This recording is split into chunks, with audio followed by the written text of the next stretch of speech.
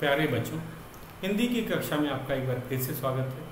जैसा कि आपको पता है, कल हम अपनी कविता भूल गया है क्यों इंसान के मौखिक प्रश्नों पर चर्चा कर रहे थे और हम आज इसको मौखिक प्रश्नों पर चर्चा जारी रखेंगे। उसके बाद हम अपने लिखित प्रश्नों को करेंगे। तो आज हमें क्या करना है, हमें अपने मौखिक प्रश्न पढ़ने हैं, उस पर चर्चा करनी है, फिर लिखित प्रश्नों की तरफ जाए। तो हमने इस कविता में देखा कि कवि हमें सभी मनुष्यों को बताने की कोशिश करता है कि जो मनुष्य हैं वो एक छोटी सी बात भूल गए हैं कि सभी मनुष्य एक हैं, हमें मिलजुल कर प्यार से रहना चाहिए। हम स्वार्थी हो गए, हमने इस धरती को अलग अलग देशों में बांट दिया।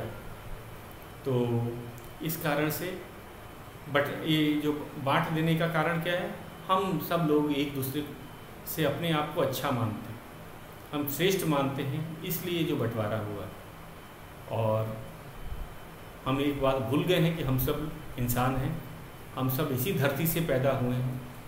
हमारी जो माँ भी धरती ही है और हम अपने आप को श्रेष्ठ मानने लगे हैं, अहंकारी हो गए हैं, जबकि अंत में हमें हमारा जो शरीर भी है वो मिट्टी का बना है, अंत में हमें इस मिट्टी में ही मिल जाना। तो हमने पहला प्रश्न कल किया था, मौखिक प्रश्न, कवि को इंसान से क्या शिकायत है। कवि हरिवंश राय बच्चन, उन्होंने इस कविता के माध्यम से हमें बताया है कि सभी इंसान जो हैं, सभी इंसान मिलजुल कर नहीं रह रहे हैं, एक दूसरे के साथ भेदभाव कर रहे हैं। इस कारण से वे कभी भी शांति से नहीं रह पाएंगे अगर वे इतनी सी भी बात नहीं समझें। तो कवि को इंसानों से क्या शिकायत है कि वे सब मिलजुल कर एक साथ नहीं रहते हैं, वे अपने आप को श्रेष्ठ मानते हैं। इस कारण से ऐसी परिस्थिति आई है।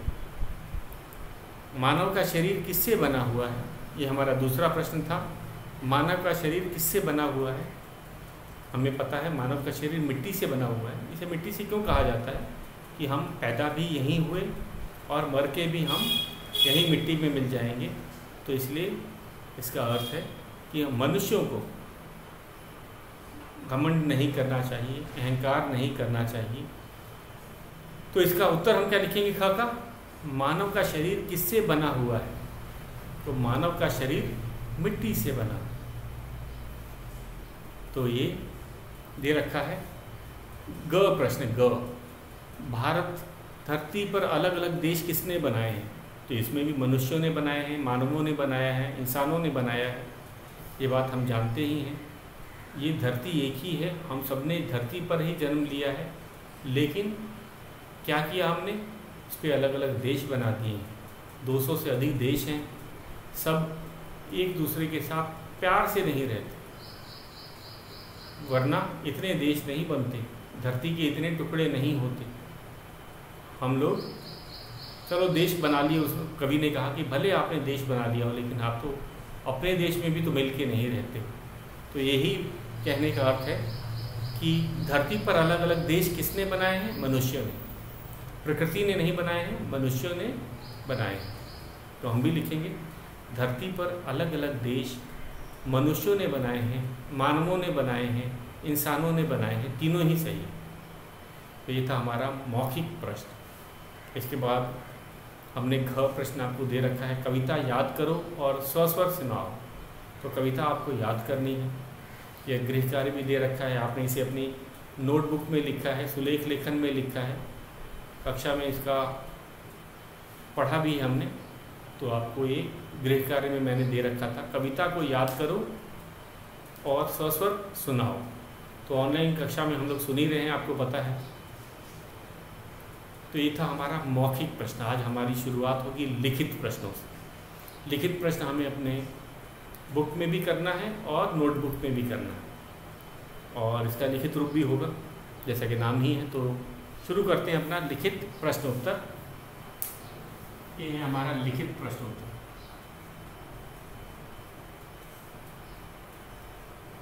लिखित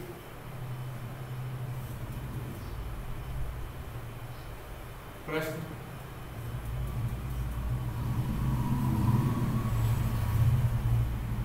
पहला प्रश्न है क मनुष्य किस आधार पर स्वयं को दूसरों से भिन्न समझते हैं?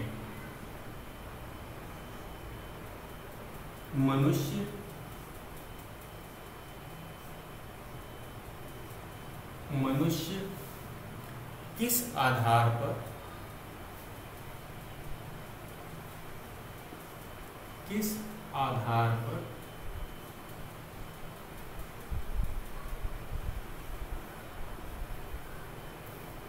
आधार पर स्वयं को दूसरों से भिन्न समझते हैं?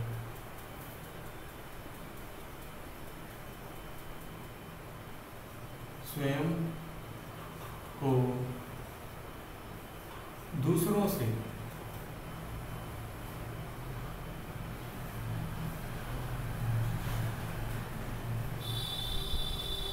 मनुष्य किस आधार पर स्वयं को दूसरों से भिन्न समझते हैं?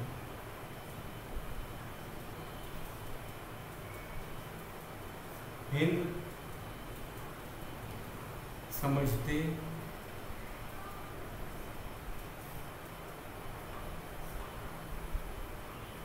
हैं।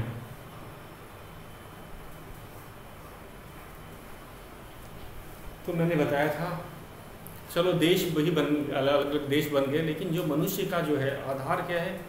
मनुष्य के साथ ये परेशानी है कि वे अपने आप को श्रेष्ठ मानते हैं। हर मनुष्य वे क्या है, मिलजुल कर नहीं रहना चाहिए। वे अपने आप को श्रेष्ठ मानेंगे तो दूसरे को क्या है, दूसरे को अपने से छोटा मानेंगे। इस कारण से वे मिल के नहीं रह पाते। तो क्या होता है, फिर बंटवारा हो जाता है। हम लोगों ने धरती के 200 देश बना डाले, और ये नहीं कि 200 देश बना के हम शांत हो गए। हम आपस में भी नहीं, भाई भाई से भी लड़ने लगता है, तो हम देश की क्या बात करें। तो यही जो है कवि यही बात मनुष्यों को बताता है कि हम अपने आप को श्रेष्ठ मानते हैं, अपने आप को अच्छा मानते हैं, बड़ा मानते हैं। इस कारण से हम दूसरों से लड़ते हैं और दूसरों को अलग मानते हैं। जबकि सही मायने में क्या कहा जाए, सभी मनुष्यों को ईश्वर ने बनाया है और सभी बराबर हैं। इसमें कोई श्रेष्ठ नहीं है, कोई हीन नहीं है। हम सबको मिलजुल करके इस धरती पे रहना है। प्यार से रहेंगे तो सब तरफ शांति रहेगी, और यही बात हम लोग नहीं समझे। इसीलिए कविता का जो शीर्षक भी है, भूल गया है क्यों इंसान रखा गया। ये छोटी सी बात नहीं समझ आई।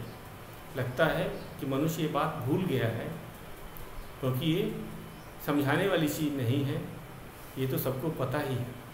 तो मनुष्य किस आधार पर स्वयं को भिन्न समझते हैं? मनुष्य स्वयं को श्रेष्ठ समझते हैं। यही श्रेष्ठता का हम कहेंगे आधार के कारण वे दूसरे से को अलग समझते हैं कि हम श्रेष्ठ हैं, मैं श्रेष्ठ हूँ, मैं दूसरे से श्रेष्ठ हूँ। तो यहीं पे अहंकार आ जाता है और हम दूसरे को अलग समझने लगते हैं। तो ये है मनुष्य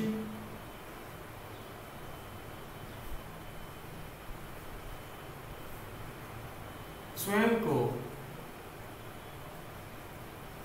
को दूसरों से, यहाँ दूसरे मनुष्य की बात की, स्वयं को दूसरों से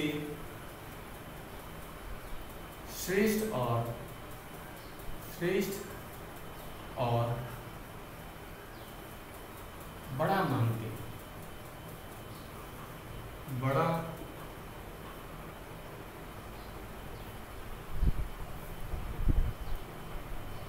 समझते हैं।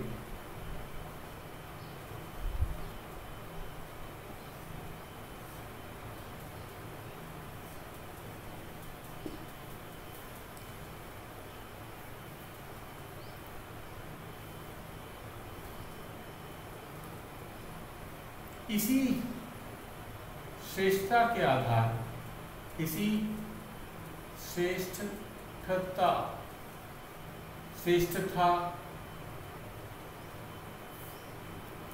के आधार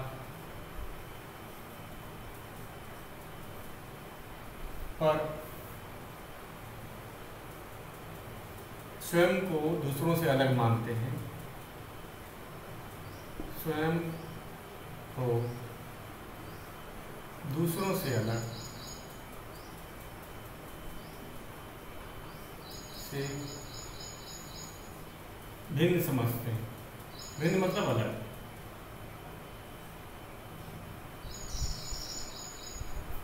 समझते हैं।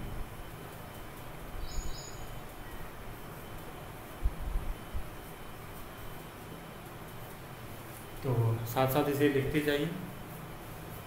भिन्न समझते हैं।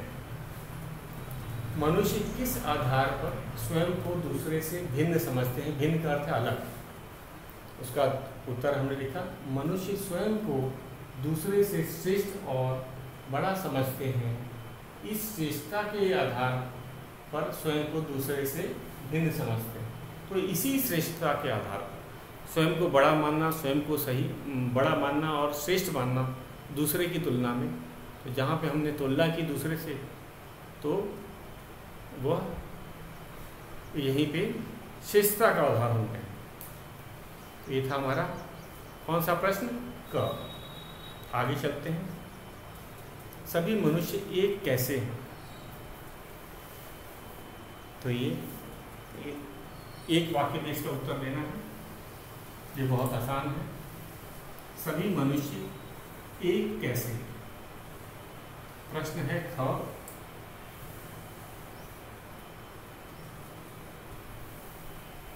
हमारा प्रश्न है ख।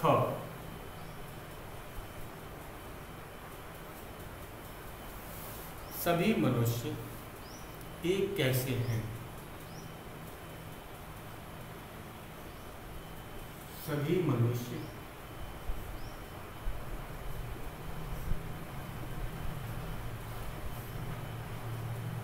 एक कैसे हैं?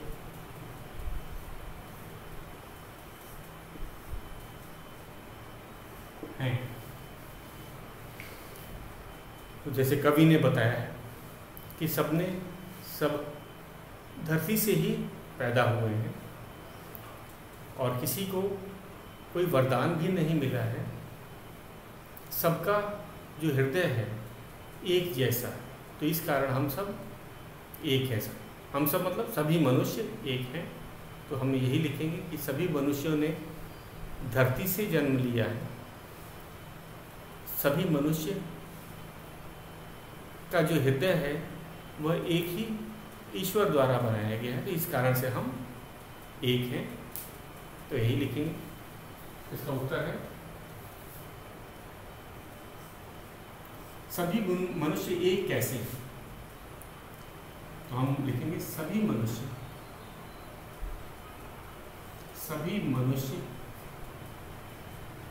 इसे हमें छोटा लिखना है। एक वाक्य में दिया है सभी मनुष्य सभी मनुष्य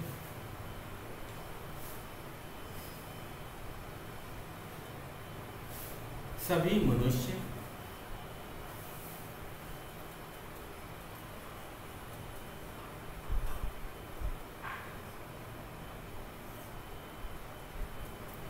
सभी मनुष्य इस धरती से जन्मे हैं।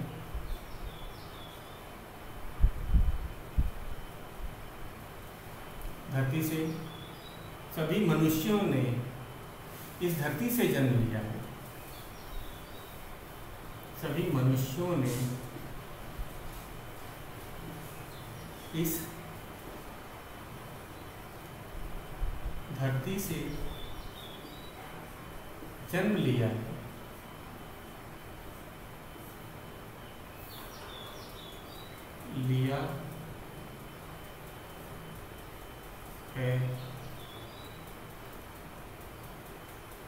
इस कारण इस कारण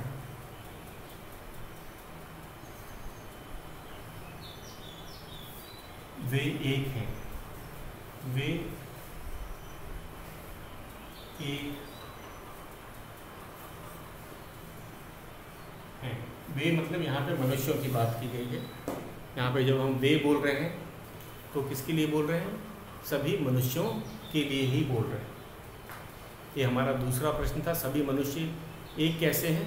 सबने धरती पे जन्म लिया है, कोई विशेष वरदान लेके तो पैदा हुआ नहीं है, इस कारण से सभी एक हैं।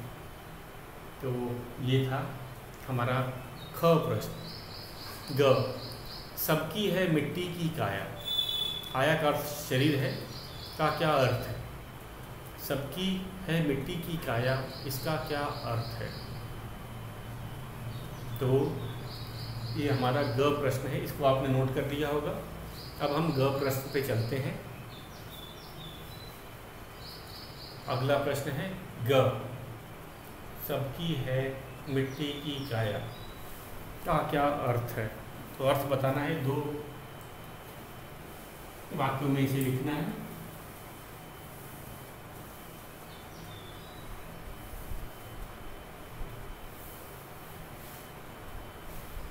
ग,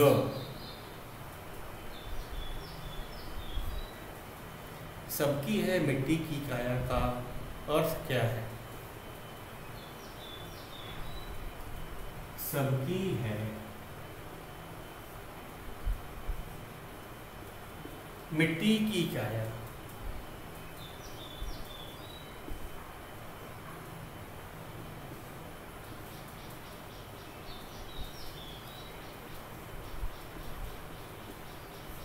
सबकी है मिट्टी की काया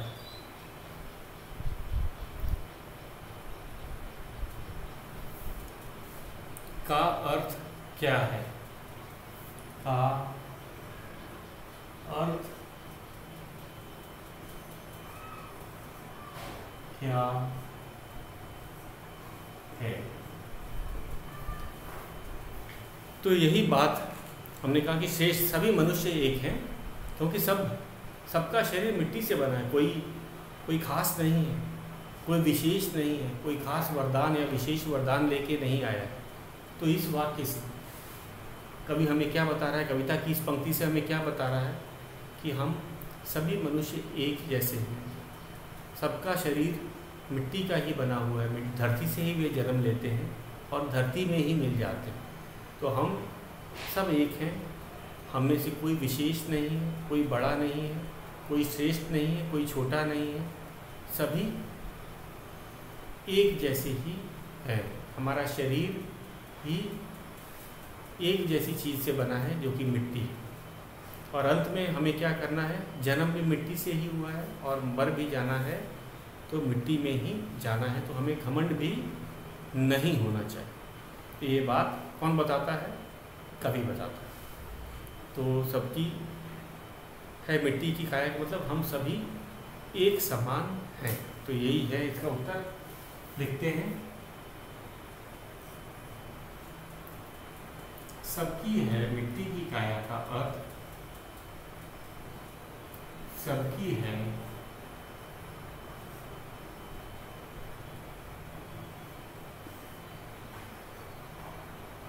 मिट्टी की काया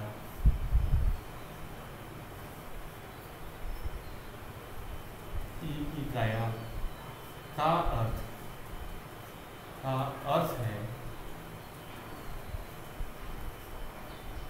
कि सभी मनुष्य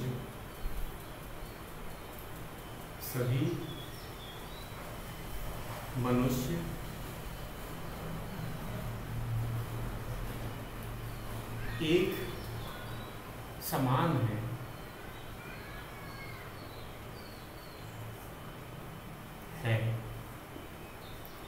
इस कारण हमें घमंड नहीं करना चाहिए। इस कारण हमें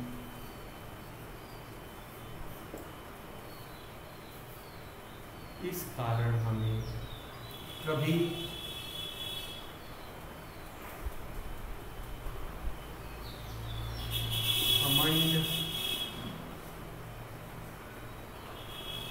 नहीं करना चाहिए, घमंड नहीं करना, घमंड नहीं करना चाहिए। पूर्ण विराम। तो क्या बताया गया है कि सभी मनुष्य एक बराबर है, सबका शरीर किसका बना है? मिट्टी का बना है। तो हमें भी घमंड नहीं करना चाहिए। ये था हमारा कौन सा प्रश्न? ग। अब एक और हमारा अंतिम जो प्रश्न है वो है, क्या है कि हमें, ये है हमारा घ प्रश्न। तो ये तो सब समझ गए हैं, इसके अंदर हमें क्या करना है। अगला है, यहाँ नहीं कोई आया है ले विशेष वरदान, कवि ने ऐसा क्यों कहा कि सभी बराबर हैं। यहाँ पे कोई, हम सब एक बराबर हैं, हमें किसी को खास वरदान नहीं मिला है। तो कोई ये ना समझे कि मैं दूसरे से श्रेष्ठ हूँ, मुझे वरदान मिला है ईश्वर का तो मैं श्रेष्ठ हूँ। यही बात वह बताना चाहता है कि सभी मनुष्य एक बराबर होते हैं, उनमें से किसी को कोई विशेष वरदान नहीं मिला है।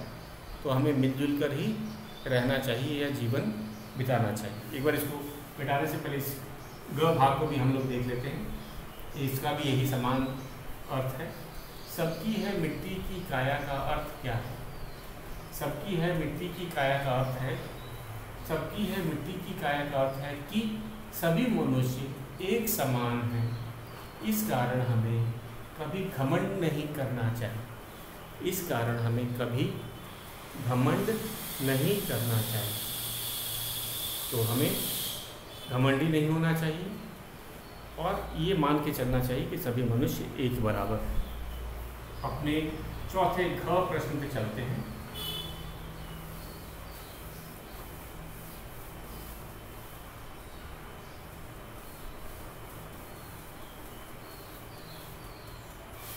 घ,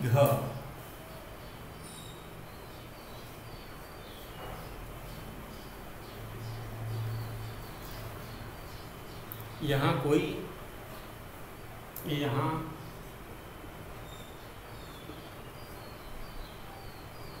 नहीं कोई आया है ले विशेष वरदान। है कविता की पंक्ति, यहाँ नहीं कोई आया है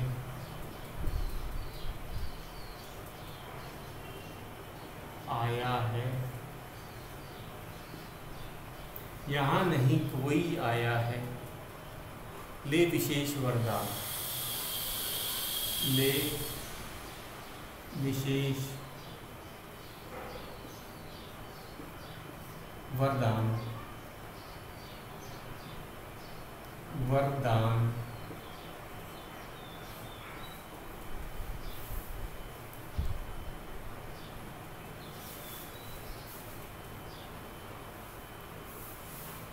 ये है कविता की पंक्ति। कवि ने ऐसा क्यों कहा है? प्रश्न है, कवि ने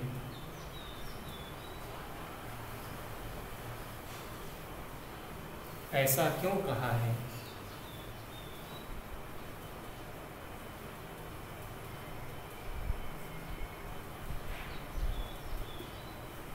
क्यों कहा है?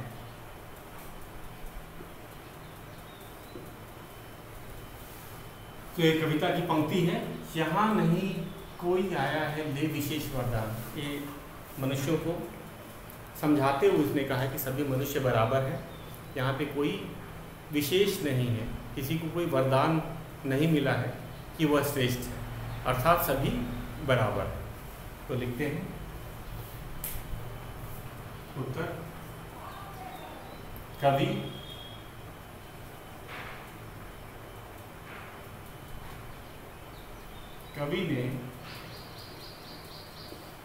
ने ऐसा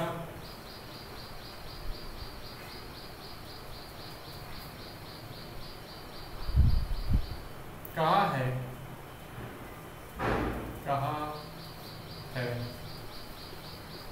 क्योंकि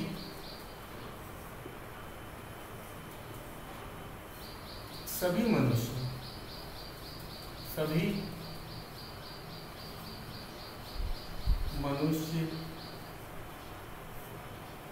समान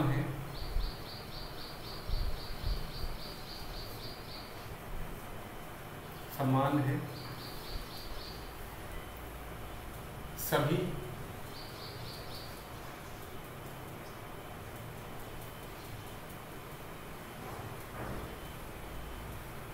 हमें मनुष्यों को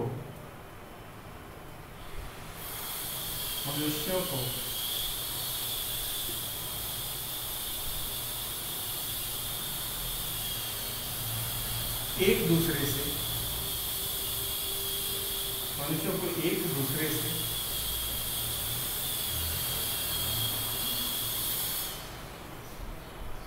श्रेष्ठ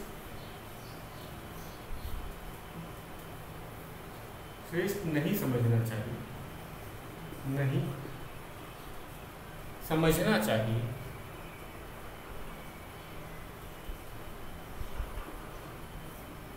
नहीं समझना चाहिए। पूर्ण विराम। तो ये था, हम कहेंगे हमारे घ प्रश्न का उत्तर। इसे भी आप नोट कर लेंगे साथ साथ। एक जरा घ प्रश्न को एक बार फिर से मैं दोहरा देता हूँ।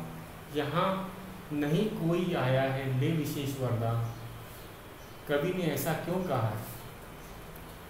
कवि ने ऐसा कहा है क्योंकि सभी मनुष्य समान हैं। यहाँ समान मतलब एक बराबर है। मनुष्यों को एक दूसरे से श्रेष्ठ नहीं समझना चाहिए। मनुष्यों को एक दूसरे से श्रेष्ठ नहीं समझना चाहिए। क्या मनुष्यों को एक दूसरे से श्रेष्ठ नहीं समझना चाहिए? अगर हम श्रेष्ठ समझेंगे, तुलना करेंगे, तो हम क्या करेंगे? हम समानता का जो अधिकार है वो खो जाएंगे और हम शांति से नहीं रह पाएंगे। तो यहाँ पे अर्थ यही है कि हमें सबको एक समान समझना चाहिए। किसी को कोई खास नहीं है, किसी को कोई वरदान नहीं मिला, ये बात हमें समझ लेनी चाहिए। किसको? सभी मनुष्यों को। तो ये था हमारा लिखित। तो हम आगे चलते हैं। ये हमारा लिखित प्रश्न उत्तर था। तो आज हमने इसमें क्या किया, एक बार फिर से इस प्रश्नों को एक बार देख लेते हैं। इसको भी एक बार दोहरा देता हूँ। घ भाग। यहाँ नहीं कोई आया है ले विशेष वरदान का कवि ने ऐसा क्यों कहा है? कविता की पंक्ति है। तो कवि ने ऐसा कहा है क्योंकि सभी मनुष्य समान हैं। मनुष्यों को एक दूसरे से श्रेष्ठ नहीं समझना चाहिए। तो मनुष्य अगर एक दूसरे से स्वयं को श्रेष्ठ समझेंगे तो वो क्या है? वे शांति से नहीं रह पाएंगे। वे जो प्रकृति की जो प्यार और एक बराबर जो भावना है उससे नहीं समझ पाएंगे। तो आज हमने लिखित प्रश्नों को किया। लिखित प्रश्नों में फिर से एक बार दोहरा लेते हैं। मनुष्य किस आधार पर स्वयं को श्रेष्ठ, दूसरों से भिन्न समझता है? श्रेष्ठता के आधार पर। अपने आप को बड़ा समझना, श्रेष्ठ समझना, ये मनुष्य का व्यवहार बन गया है। वह दूसरों को छोटा और स्वयं को श्रेष्ठ समझता है। हमारा दूसरा प्रश्न था, सभी मनुष्य एक कैसे हैं?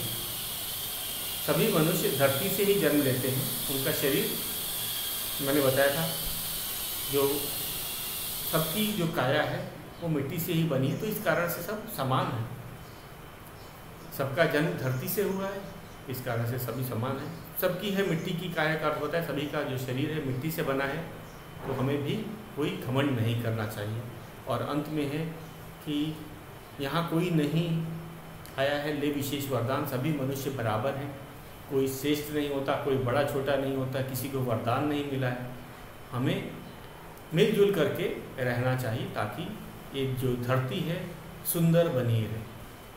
तो बच्चों, यही था हमारा लिखित प्रश्न। आपका गृह कार्य है, आप इसे नोटबुक में नोट करेंगे और याद करेंगे। आज के लिए बस इतना ही।